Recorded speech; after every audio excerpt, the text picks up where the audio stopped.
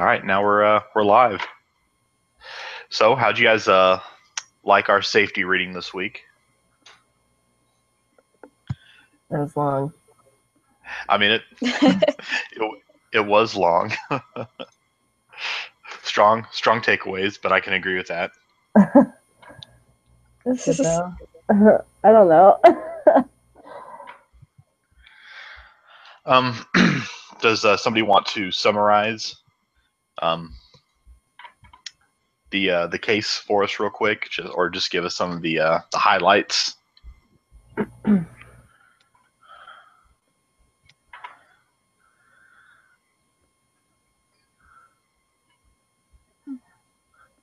Cassie, would you be able to do that for us? I'm not that prepared, so okay. I mean, I read it, but like I didn't really read it. So sorry. Okay. No, it's all right. Well, like what happened was, what had happened was, a accident had occurred inside this plant. It was interesting because this plant, this company, they had a much lower rate of accidents than the industry average was, and we kind of see how some of their processes went in fixing, addressing accidents and incidences like that. It kind of came to a head at the end after they had set out all these new policies that were working and things like that. And at the very, very end, it came up where a supervisor had asked a worker to go and do some work, but not following the proper procedures. And because of that, the worker was injured, and they had to. This is like the first real test for them about what are we going to do at this point. We've done all this talking and all this work, and now we have a incident comes up again. What do we do from here? And so the supervisor, they were planning to meet at 9 the next morning, and they are talking about firing him. His name was Stepasic. I don't know. It's a name that I'm not strong about pronouncing. Couldn't tell. Yeah. So after hearing all that, imagine that you're Merton, the person who's been implementing all these new safety measures and these new safety plans, and you show up for that meeting at 9 in the morning with two of the people who are helping make this decision. What would you guys advocate for in that meeting? Like, what would your position be?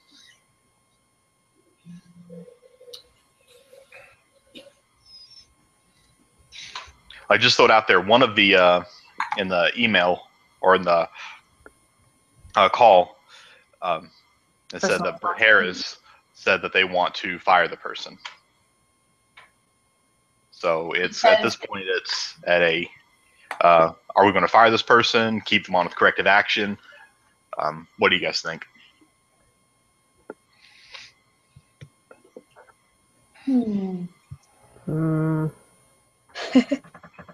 I don't. I hesitate to fire him just because it says he's a good supervisor and his crew is really good. But then at the same time, like, stuff like this keeps happening. So where do they draw the line of, they need to stop it somehow. So. Well, let me what did he do wrong? That was my thing. Yeah. Like, what would you guys be able to say that he did wrong in that situation?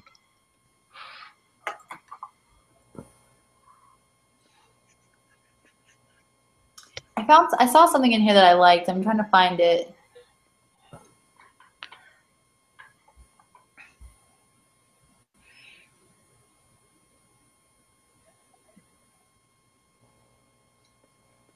Well, so one thing that I liked, and I can't find what I was looking for, but was under the critical behavior inventory. And so it just talked about as a supervisor, if you are looking after something or if you see something, I don't know if necessarily you asked about what, like, if Merton was the one that was like advocating, what position would I take, right? Mm-hmm. So here, you know, in the reading it talks about, I don't know if Stepanik or whatever his name is, to my remembering, if he actually did see something that was strange or unsafe, but it kind of says in the reading, if you're looking after these day-to-day things and you question the safety during the regular course of the day, then, you know, you need to assess whether that is safe or not and actually act on it. So my thing would be is, did he see anything that was unsafe or could potentially become unsafe and then not resolve it? I'm going to read Exhibit 12 real quick, just give that information. So it says, last night, September 5th, 1991, Stepancic directed Carl Olson to repair an electrical conduit. The repair required Olson to work way too close to the pot line in a congested area. While making the repair, he slipped on some loose material and stuck out his hand to catch himself. In the fall, Olson suffered a second-degree burn to his hand and forearm and dislocated his shoulder. Stepancic is a good supervisor, and his crew is one of my best, but this is the third incident like this in the last year. He should never have sent Olson in there without taking some precautions. I've warned it several times, but he just hasn't gotten the message. I think it's time to make it clear that safety violations won't be tolerated. I think Ned should be fired. I could take the action myself, but I thought you should know about it because there could be some repercussions. Ned is well liked by his people, has a young family, and comes from a long line of Alcoans. This isn't an easy decision, but I think it's the right one. If you want to talk about it, let me know. So that was from Bert Harris to Kurt Tevins. So these are that's a memo between the two people that Bert is going to meet with in the next morning. So that's That's helpful. Yeah, that's the information that we were given about what actually happened. Yeah, okay, sorry, thanks. Yeah, I don't know. I don't know. Hearing that, you never want to put employees in danger like repeatable times, because that's just a bigger liability. So I think I'd go on the line of firing him, just because I from reading, I didn't think that he did anything wrong, but now looking at this email, like, it happened 3 times, and that's 3 times too many. So yeah, like, it's interesting reading the whole case. I think for me, like, I kind of come down the side of firing him, just because it seems like such a small thing now, but it was a small thing that led to that worker dying. It wasn't a huge thing. It was a very small thing. And when you're doing these type of jobs, safety is so important, and not following procedures for just 30 seconds can lead to somebody's death. Yeah.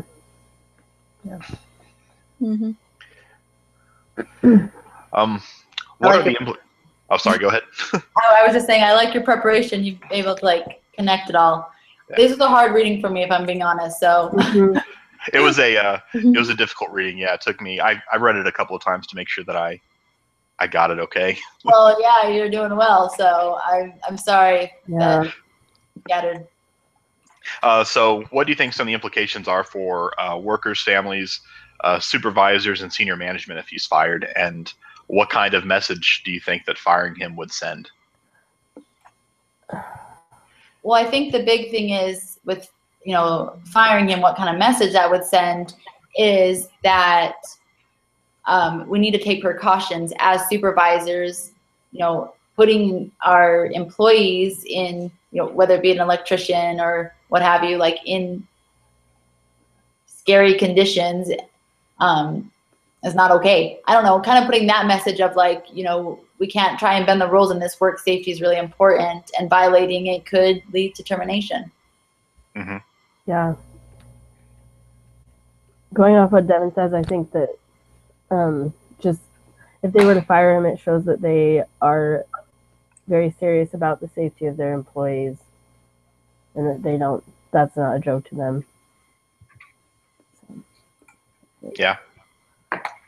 And on the other hand, with the family part, that the implications of kind of what did you say about the family, or what it? Yeah. well, I mean, with a family, I think that would be unfortunate, especially, losing a job. And if, especially, I don't remember this or if it's listed. I don't think in that email either it's listed, but how, long he had worked as a supervisor.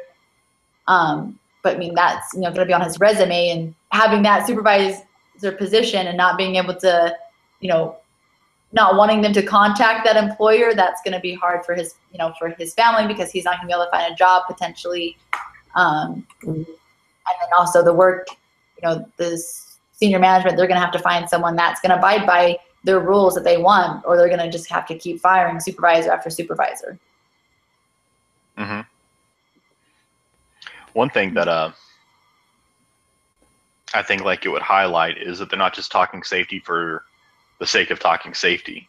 Like sometimes I think workers can get the impression that management is only treating something like safety important because an accident happened and it makes the company look bad, or because it's quote unquote what they're supposed to do. But I think in this scenario, it's firing him. It's trying to show the workers that they should absolutely be able to trust what their supervisors are asking them to do. And if a supervisor asks them to do something that is clearly unsafe and that they shouldn't be asking them to do, that there will be repercussions. So I think it's kind of there to help build trust in between the workers and their supervisors. Mm-hmm. Then you also have to look into it, is like you were saying, the senior management, do they have trainings on, safety? I know it said in the email that he kind of warned him, hey, like, I kind of warned him, I guess he said, I've warned Ned several times, but do they have trainings to teach about, I mean, that one's kind of obvious, like if it's congested area and there's material on the ground and such, and there's a fall risk, I mean, that makes sense. But like, do they have trainings for workers, whether it be a supervisor or, a factory worker or whatever, like, does the company have some kind of training for work safety? Because I think that would also be a big thing too. Yeah, well, I think they did. That's what Merton came in and did a lot of work on in this after the death, is that they came through and they overhauled a lot of their safety plans and stuff like that to make sure that workers were safer. Mm-hmm. And that's why they're taking such an aggressive look at potentially firing this supervisor. Well, their numbers decreased a lot though. But still sad if someone gets hurt, period. Yeah, like, the numbers can look great, but I mean, still, like, I don't know, like, I look at try and think of it like myself and the human cost of it, and the numbers can be great, but like, say that one is a death. That's somebody that's, not going home that day just from not paying attention for a few seconds. Yeah. All right, for this next part, I'm going to have you guys each doing 3 different things real quick. Amber, I'm going to have you look at exhibits 3 and 7 in the case study. I want to have you go through, divide the total hours number for each period by the work totals for the same period to figure out how many hours it takes to produce 1 ton of aluminum. Most of that should be in exhibit 3. And then combine those numbers with the average safety incidents in exhibit 7. So the lower the number of safety incidents, the better. If the numbers go up, that's good. If the numbers go down, that's good. If the numbers go up, that's bad. And so just look at that and take a look at the relationship between those 2 numbers in exhibits 3 and 7. Sorry, if this is a lot, there's a lot going on in some of this group discussion here. Okay, you don't create it. We understand. Yeah, we get it. All right, Cassie, I'm going to have you look at exhibit 5. Okay. You will figure out which injuries numbers are improving, which is going down, and which are going up. And categorize the type of injuries that are improving compared with the types that are not. Okay. And then, Devin, I'll have you look at exhibit 6. go through the list of sample injuries, look for common themes and causes. And just looking at that data, what can you learn about safety at Mission Valley from that list? So just kind of look at it, Exhibit 6. Okay, what can I learn from safety? Yeah, about safety at Mission Valley from that list there. Okay, wait. Like by looking for the common themes and causes. Okay. So what do I have to do? I have to categorize them, see which ones are going down, and then categorize them, right? Yeah, see which ones are improving and which ones are not improving. Okay. And categorize the type of injuries that are improving and compares those with the types that are not. Okay. Okay, let me see.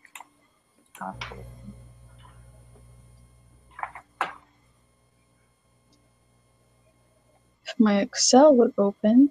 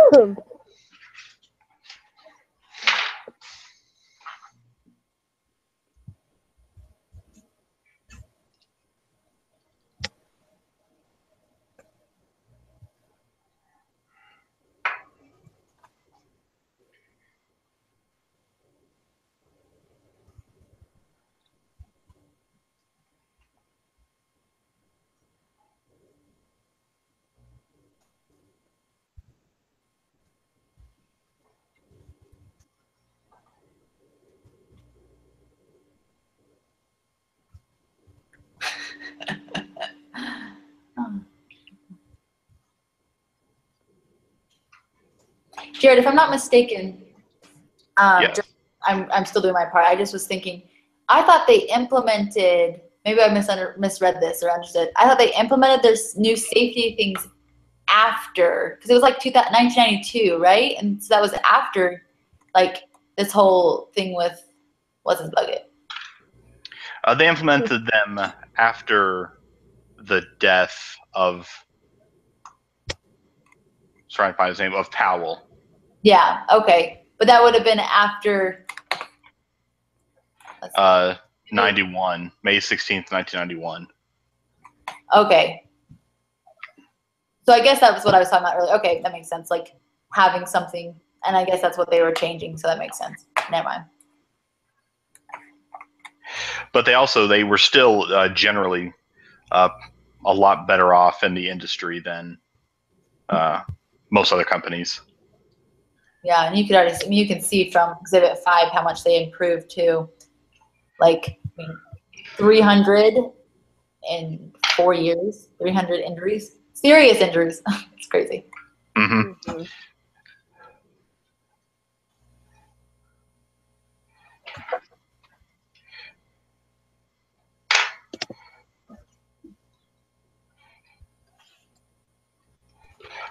All right, has everyone about looked at their stuff? I've looked at it. Yeah, I looked at it. Yeah, I'm good whenever.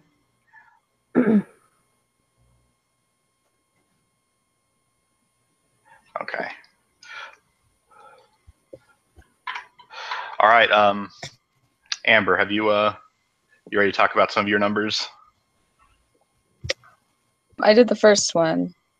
Okay, I just finished that part myself. So go ahead and let us know like what that kind of general trend is on like the total hours for producing like a ton of aluminum. So it's going out 39.9, goes down to, in January of 1991, it's 33. And then in July of 1991, it's 31. But then in August, just in that 1 month, it goes back up to 34. Mm-hmm. So I don't know what that means.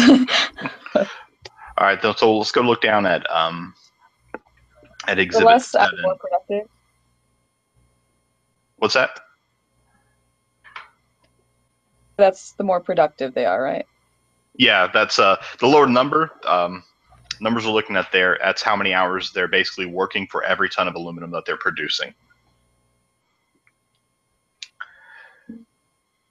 So the other thing that we also see when we look at Exhibit 7, as they're getting more efficient with their hours, they're also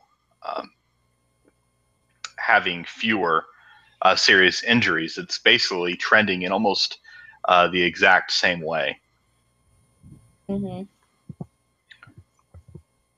So what do those kind of trends say to you, like comparing those two numbers together, or those two sets of numbers together? Well, the less accidents they have, the more efficient they're being. Yep, exactly. Like, I mean, it seems like some of those things is kind of obvious, but it's just kind of getting at the point that when you're taking your time and you're trying to be safe and you're working to be safe, you're not losing efficiency like so many people always worry. People worry like, oh, if I do everything exactly right every time, it's just going to slow me down. But we see from these numbers that working safely was also the same as working efficiently. Yeah. Yeah, that's true. Mm-hmm. All right, Cassie. Oh. Am I supposed to say like everything? Just like, I mean, just like give us like a summary of it. okay. It looked like the congestion part of the contributing conditions wasn't improving because it was still at a higher number. And housekeeping was pretty high, so I'd say it wasn't improving. But trying to think of what improved. Am I right so far, or am I just like totally wrong with this? I mean, I'm looking at the same thing as you are, so I'm just looking at the Exhibit 5 there also. Okay. I don't know how that's what I'm interpreting it. Hazardous arrangement is improving. Defective tools I saw that went way down from the first 1987 to even 1988. So that's a good sign. I don't know. It looks like all of them have either like went up a little bit, but then went down continually throughout the years. So I'd say most of them are improving with the fact that they're looking more into being more safe and stuff. So, were there any that like jumped out to you as huge improvements from the beginning to the end? I would say the congestion ones, because at the start it's 110 and at the end it's 3. So that's one, and then another one was the contributing action was the improper position, which started at 138 and then dropped way down to 15. So, yeah, like look at what's nuts right there is like look at the January August 1991. It's at 102, and then it drops down to 15 right after that. Well, yeah, so crazy. But yeah, that's what I got from it. Okay. I mean, like it's a great trend because, like as you said, basically everything improved. Nothing in the long term got worse. If anything got worse, it got worse in the short term. Yeah. It's interesting, for sure. All right, Devin. What when you're looking at Exhibit 6? So what I saw from this was, it's kind of funny. I was looking, when we were looking at Exhibit 5, kind of looking at the contributing action, or you look at it, and some of them was loading a truck. Fork truck ran over the right foot, going up a step, missed a step, and fell against the riser. Got a second-degree burn. Cleaning chips off the table, foot slipped. So I feel like, a lot of the trend I saw was, either it's operating without training, in the fact of that, training as in like make sure you check twice before, turning on the fork truck or whatever, walk safe up the steps, like simple things that could really change like these serious injuries that were caused because of like trying to work too fast without like double checking. I feel like a lot of these problems could be solved just because they're, I don't know, kind of failure to work safely. Mhm. I don't know. Does that make sense? Like, I feel like a lot of these could have been prevented if they had just slowed down. It wasn't like, when I think of work safety, sometimes I'm like, oh, workplace safety, I think of the terrible work conditions and the machines are bad and we're falling apart. But really, this is just like, slow down and don't brush all the chips off the table at once so your foot doesn't slip and you don't land on your right shoulder on the right side of your face and cut your ear open or whatever. So it's like, I just felt like a lot of the things I just be doing with like either slowing down, proper training, or I feel like they have proper training. I think they're just trying to get a lot done. So I don't know. Going too fast, yeah. Going too fast, maybe a little bit. Just remind them, walk up the steps so you don't fall against a riser and get second-degree burn. Yeah. So I don't know. So it's interesting you mention that because it sounds like everything that the company actually has 100% control over, those safety issues are solved. Yeah, But it did seem like that. It's crazy. It's the safety issues that are kind of from the people's end that aren't as solved. So like, kind of think about this, like what type of safety issue is an easier problem to solve? Really expensive ones where you have to spend a lot of money, or ones that involve changing people's behavior? Yeah, exactly. And behavior is not easy to change. Yeah, like it sounds like they, from what you're describing, it sounds like they actually changed all the expensive ones. They've taken care of all that stuff. It's just the behavior, people going too quick, people, looking once and cutting twice kind of thing instead of looking twice, cut once. Mm-hmm.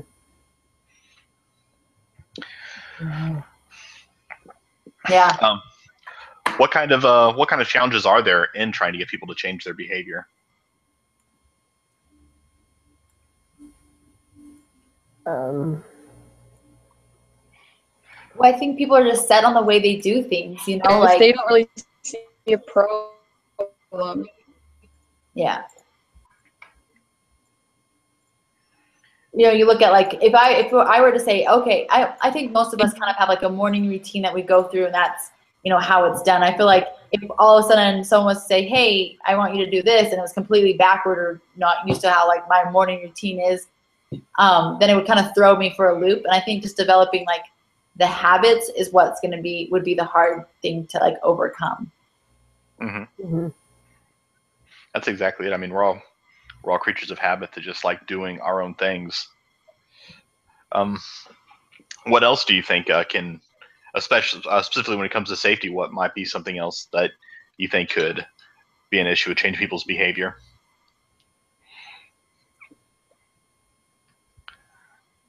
Like one thing that definitely stands out to me, and we kind of just disproved it from looking at some of these numbers, is the belief that cutting corners is the fastest, most efficient way to go. Yeah. Do they have numbers they have to meet? That's why they're missing steps and running up the steps, or yeah. Mm-hmm. They're trying to meet a quota. They're trying to get a promotion. I don't know. There's just a lot of different things that like I could see that would kind of into that. And it's like a counter incentive. Like you want these people to produce a certain amount, but it encourages them to speed up, causing more mistakes to happen, causing less work to be done. Yeah. Mm-hmm. Yeah, I agree. In the past, what have been some specific things that Mission Valley has implemented that have helped them with their safety record?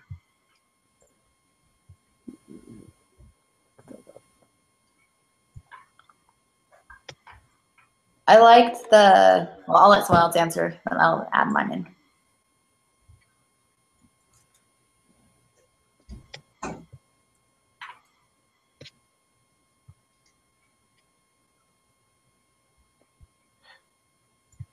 or not?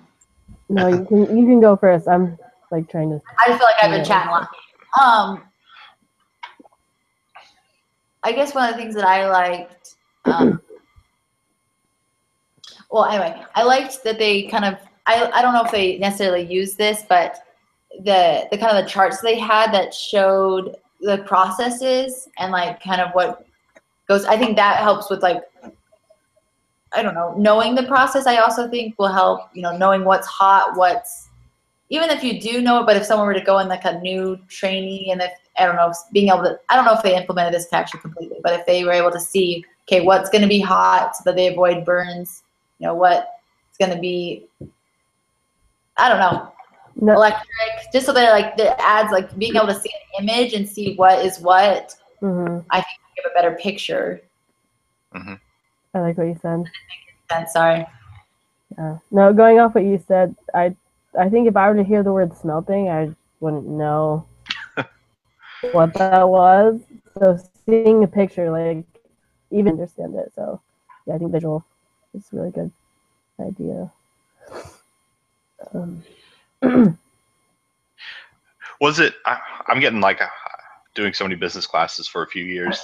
Stuff runs together. Was it in this class that we just saw a video where somebody talking about treating things as a plane crash or like a car accident or something like that? Or is that something else? Probably something else.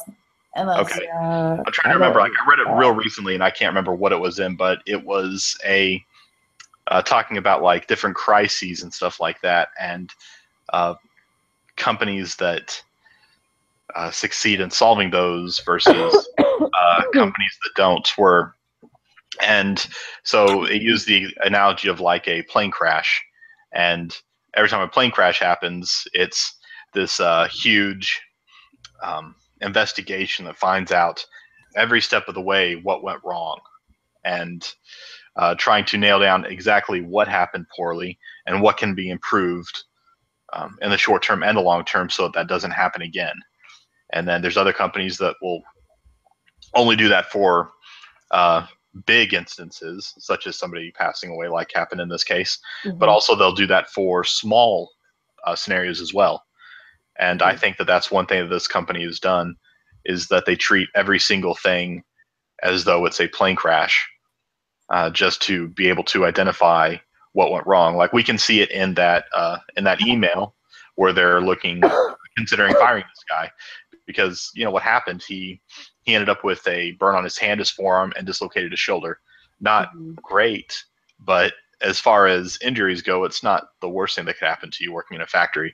But they went through, they found out exactly what happened, and that he slipped on loose material and stuck his hand out to catch himself. They know everything that happened at every single step, and they're looking for ways to avoid every accident that happens, how they can avoid that accident happening again in the future. Yeah, I like that analogy. That's really cool. And I kind of looking through, through the document, you can also see kind of different things that they implemented, like the quality improvement process, how they define the problems, just kind of what you're saying, things that they've changed. Along with, I think that checklist I thought was really cool too, is like, I don't know, just a checklist to say, is this safe, is this unsafe, and then being able to like implement changes. And then I think too is like the safety problem resolution, like, when you have, like, kind of like we talked about with like sexual harassment in the workplace, when someone doesn't know how to report something, then they typically don't report it.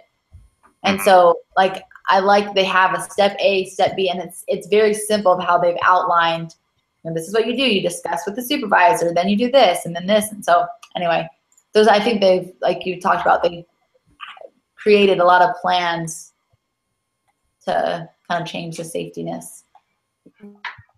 I'm looking at a part in the reading where it says it's a safety at Mission Valley, and it says this lady was driving down the highway, and she turned her pickup truck and she smiled at the driver's hardware, and she saw that he had a green strip on his hard hat, which means he was doing, but it also means that he's been trained to handle inflammable goods. I thought that was interesting because it says it was attention to detail, to training, and to prevention. So I I like that. connect that with that. Yeah, that's cool. So, As they're working to eliminate as many accidents as possible, is doing what they've been doing so far enough, or are there other steps that they should take?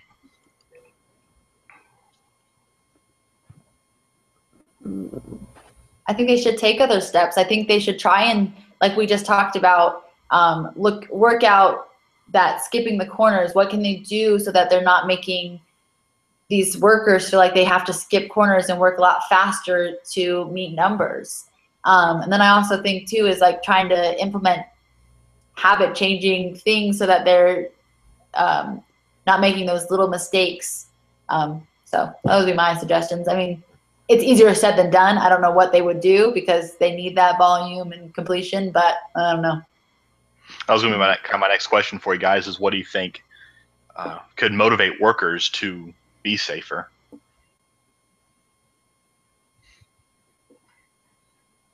That's a good question, especially with motivation. Motivation topic we had. Yeah. Recognition. I think that's a big one. When we're recognized, like, I know for me, I would do it 12 times over if someone at least recognized that I was doing it. Mm-hmm. And I think also with the other one I remember is in like kind of having like the purpose behind it. I don't, it's hard to find some purposes like, we're making this. And yeah, I know there's not really a purpose, but like why, kind of giving that like inspiring purpose they talked about in one of the readings, like, so that it's people kind of feel like, yeah, this is my purpose. This is what I need to do. And this is how it's going to benefit other people and everyone here. So I don't know. Mm-hmm. That's all I got. And that positive motivation's a big thing. Like, how frustrating is it to be at work and you feel like you're only getting called out when you screw up and not being given a public pat on the back when you've done something right? Yeah, totally. mm-hmm. Like, kind of think about like your own lives where you don't necessarily do everything perfectly safe. For example, you always absolutely obey the speed limit.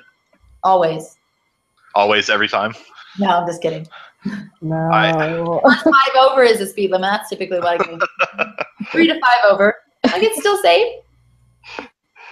My wife gets onto me because she thinks that I'm unless I'm in a hurry. my wife calls me an old man driver. Oh, my brother-in-law is like that. We're like, it's 70. Why are you going 55? Well, I'm not that bad. I'm usually, I will often though get a reminder that the speed limit is a couple of miles an hour over what I'm currently going. That's my husband too. That's funny.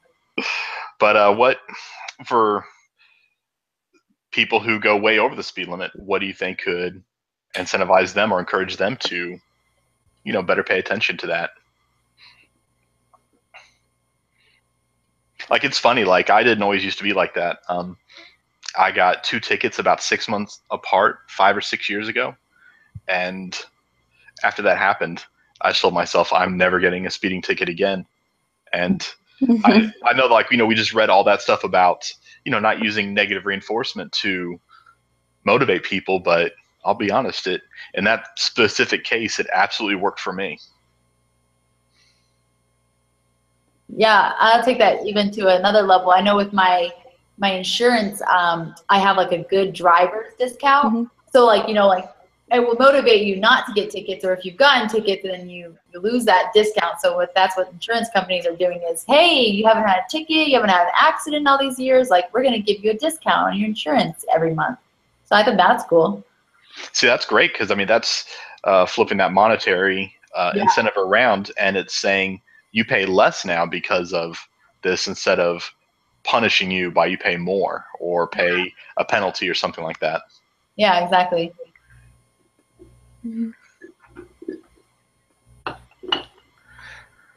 Kind of thinking about some of these themes and topics. Let's just talk about a couple. Trying to brainstorm a few ideas. What do you think you could change the culture or attitudes about safety at Mission Valley to get better results? Can you repeat that one more time? We seem to brainstorm, if we can, a few ideas on how we can change for the positive the culture and attitudes about safety at Mission Valley. That Mission Valley feels like just a super weird name to say. That's why I stumble over it every time.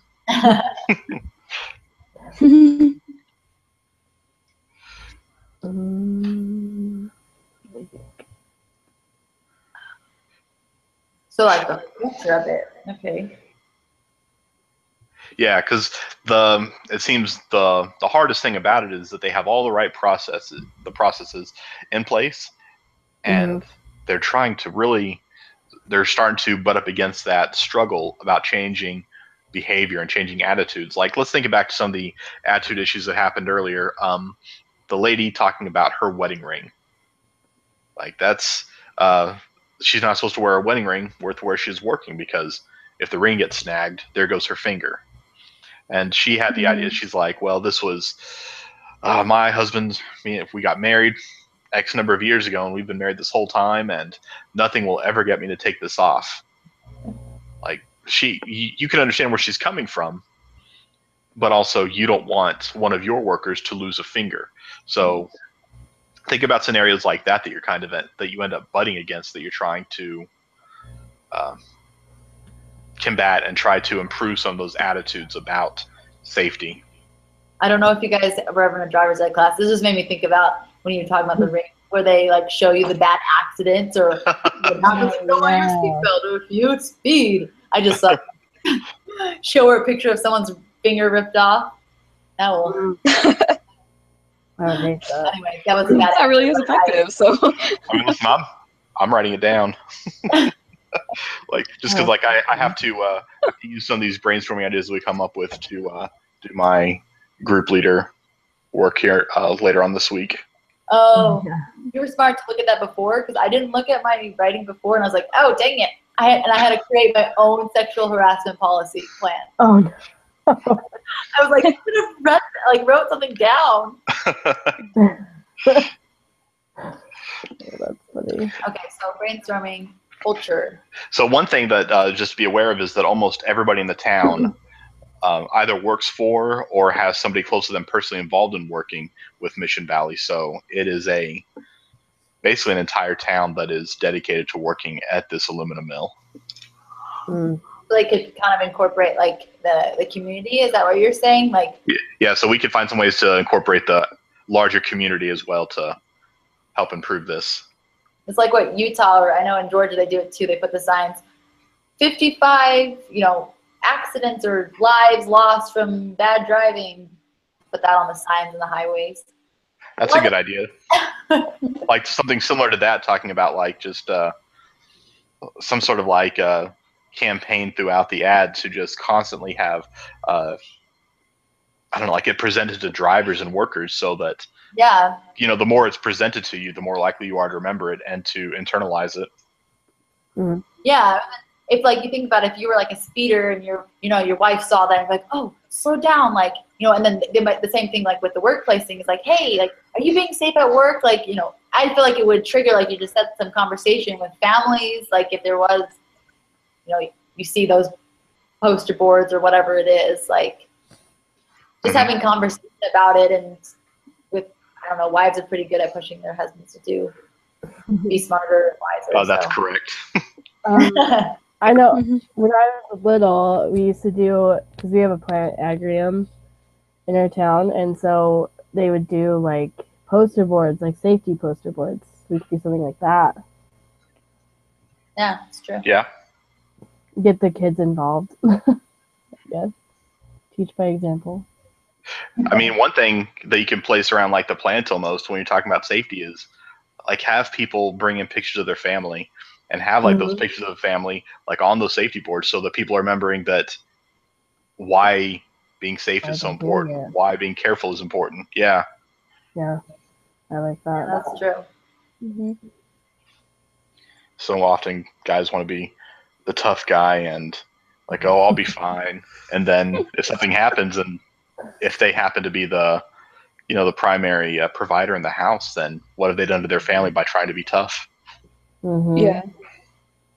Well, it talks about that in the case that they kind of have that culture of Mhm. job, and sometimes you get hurt, so that's just part of it. But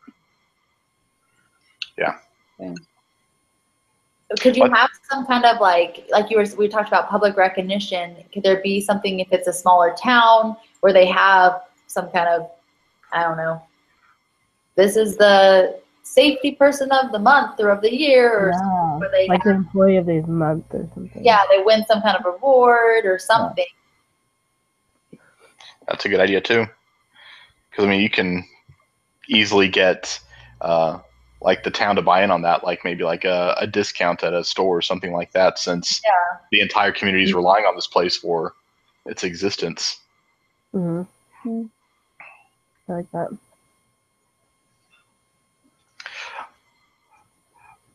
All right, I'm going to go through and ask you guys one last question each. I'm going to ask you guys each, what did you learn from talking about this case that would apply to future workplaces? And I'm going to start with Amber.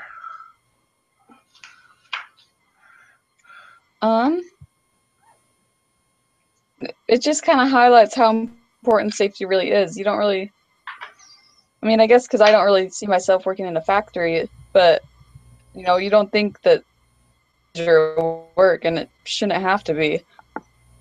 You're able to take all those precautions, and that shouldn't be a worry for everyone. Yeah, absolutely. I mean, you shouldn't, for most jobs, you shouldn't have to go to work and wonder what condition you're going to come home in. Exactly. All right, Cassie. Well, just like going off the examples, like most of the workers got hurt because they were going too fast. So I think slowing down and really thinking about what you're doing will help a lot. So. Absolutely. All right, Devin.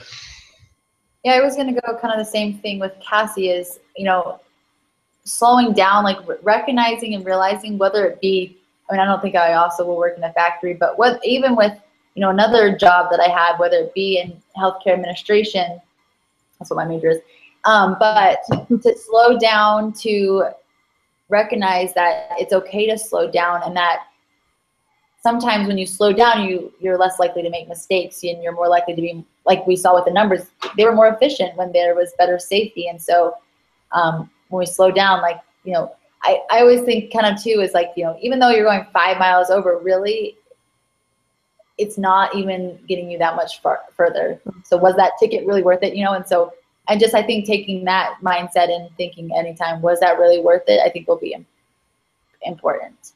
Or will this be worth it if this does happen? Looking at the outcome that could happen. I think going off that too, I think you can teach a lot by example. So like if you're being more safe, I think people around you will notice that you're taking this more seriously, so they'll start taking it more seriously. Absolutely. I think for me, the biggest thing that I kind of took away two main things, and it goes along with the slowing down, where when you follow the proper processes, whether it's safety or whether it's just the right way of doing stuff, that generally there's a reason for it, and following that, you're not saving on efficiency. You're not making yourself be more efficient by trying to cut corners. Yeah. It's better to do it right than to do it fast. And the other thing is that safety is not important for safety's sake. It's, I mean, it's people's lives, and it's also another brick in building that trust between workers and management, that workers will feel secure in knowing they can listen to what their managers will say without having to fear of what bodily harm might come to them. That's true. Yeah. So, all right, guys. Well, that is everything for this evening. Cool. Yeah, thanks, Jared. I always enjoy your times when you're a leader, because I feel like, or when you talk, because you're a guy, so you have a different perspective. It's always good to hear it. So thanks for your preparation and for your discussion today. It was awesome. Thank you. Oh, no problem. Thank you guys. Good. Thank you guys for all of your good job writing this week and everything else. Oh yes, I will go in and add that second part tomorrow. Okay. I'll start editing it tomorrow evening. I'm going to try and split up between tomorrow, Thursday, and Saturday, so I don't drown myself in doing it all at once. Yeah, Yeah. that's a good idea. I made that mistake. Yeah, thank you for editing that. Oh, no Yeah. problem. So, all right. Well, And you if guys. see, like, What's that? Go ahead. like need me to elaborate or add more, just like text me or Yeah, just text me too. Don't there. text me. I can go back. Don't text me. Okay. I can elaborate on the intro if you need, but I don't think I'll need to. All right. Well, thank you guys, Thank you. and I'll see you guys next week. Sounds good. Thanks. All Yeah. right. Bye. Thank you.